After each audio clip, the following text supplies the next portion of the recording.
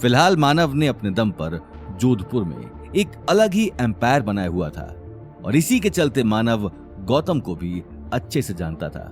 मानव अंदर आते ही अपने सिगार का कश लेते हुए आसपास देखने लगा और सीधे सिकंदर के पास चला गया। आइए mister Manav, welcome welcome. Thank you, लेकिन आज तुम यहां खड़े हो, कोई स्पेशल गेस्ट आया है?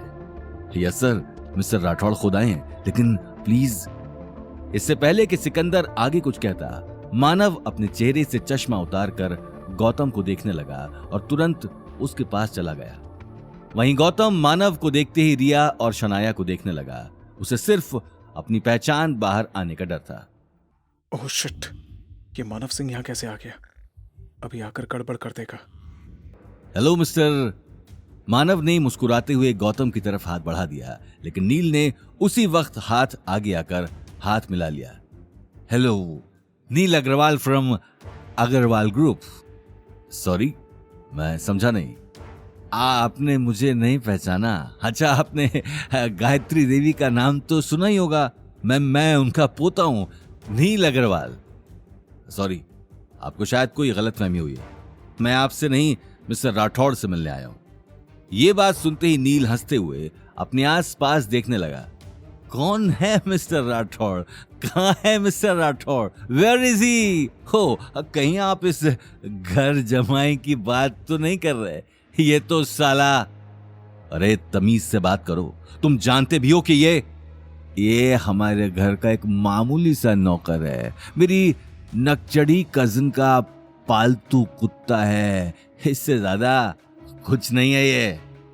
गौतम का शरीर गुस्से में लाल हो चुका था। वहीं दूसरी तरफ मानव भी नील की बात सुनकर गुस्से में आग बबूला हो चुका था। वो गौतम को बहुत अच्छे से जानता था और उसकी बहुत रिस्पेक्ट करता था। लगता है तुम्हें किसी की इज्जत करना नहीं आता। मुझे मालूम है मिस्टर राठौड़ तो कुछ नहीं कहेंगे, लेकिन मैं तुम्हें इस बात का जवाब जरूर दूंगा। ये बात कहते हुए मानव ने अपने आदमी को इशारा कर दिया। आदमी ने उसी वक्त टेबल पर रखी वाइन की बोतल उठा ली और नील को पिलानी शुरू कर दी। किसी की आगे आकर नील को छुड़वाने की हिम्मत नहीं हो रही थी। नील अब खुद को संभाल भी नहीं पा रहा था। उसकी आंखों में धुंधलापन छा चुका था। उम्मीद है इससे तो तुम्हारी अकल ठिकाने आ ही जाएगी, और अगर नहीं भी आए तो मुझे बता देना, मेरे पास और भी इलाज है। मानव की बात के आगे किसी की कुछ कहने की हिम्मत नहीं हुई। सॉरी मिस्टर राठौड़, आपको खामखा इतनी परेशानी उठानी पड़ी।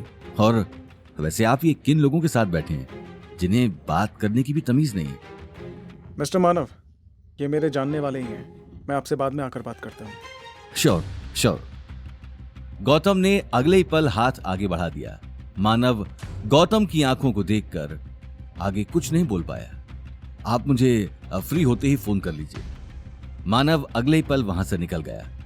नील के साथ शनाया और रिया तीनों को ही अपनी आंखों पर यकीन नहीं हो रहा था। गौतम जैसे मामूली आदमी का इतने बड़े आदमी से हाथ मिलाना सभी के लिए चौंका देने वाली बात थी। लंच हो गया, मुझे लगता है कि अब मुझे चलना चाहिए। रिया अपनी बहुत जल्दी तुमसे मिल लेगी, मैं उसे इन्फॉर्म कर दूंगा। ये बात कहते हुए गौतम टेबल में फैली हुई वाइन की बॉटल्स को देखने लगा और अगले ही पल गेट से बाहर निकल गया। सिकंदर भी गौतम के पीछे पीछे बाहर निकल गया। गौतम के जाते ही नील रिया को देखने लगा। उसकी आंखों में नाराजगी साफ नजर आ रही थी। रिया मुझे माफ करना। वो नील, मुझे कुछ जरूरी काम है। Thanks for the lunch. Riya अगले ही पल उठी और गुस्से में बाहर निकल गई। शनाया उसका गुस्से भरा चेहरा देखकर तुरंत उसके पीछे चली गई। अब सिर्फ नील ही टेबल पर अकेला बैठा था। उसकी आंखें नशे में धुत थी, साथ ही वो ढंग से खड़ा भी नहीं हो पा रहा था। ये गौतम को इतना बड़ा बिजनेसमैन कैसे जानता है? आखिर क्या है इस घर जमाई की असलियत? एक तरफ नील को गौतम पर शक हो चुका था, तो वहीं दूसरी तरफ गौतम भी इसी बात को लेकर डर रहा था। ऑटो से घर जाते हुए बार बार उसके दिमाग में यही बात चल रही थी। कुछ ही देर में वो घर पहुंच गया और डोरबेल बजाते ही उसे सामने अवनी खड़ी दिखाई दी। गौतम, तुम इतनी जल्दी आ गए? और रिया? वो ठीक है, नील और शनाया भी आए थे। मैं कुछ देर उनके साथ बैठा, फिर रिया अग्रवाल हाउस के लिए निकल गई। कोई बात नहीं, वैसे भी रिया शायद ही यहाँ आती। ये बात कहते हुए अवनी गौतम को देखने लगी। गौतम अब तक अपनी आइडेंटिटी सामने आने के बारे में सोच रहा था। आज मानव ने आकर सब कुछ खराब कर दिया। कहीं इस नील और शनाया को मुझ पर शक हो गया तो ये। आगे की कहानी जानने के लिए देखिए अगला एपिसोड सिर्फ पॉकेट एफएम के यूट्यूब चैनल पर और रॉयल वारिस के सारे एपिसोड्स को सुनने के लिए डिस्क्रिप्शन में दी लिंक से डाउनलोड करें पॉकेट एफएम ऐप।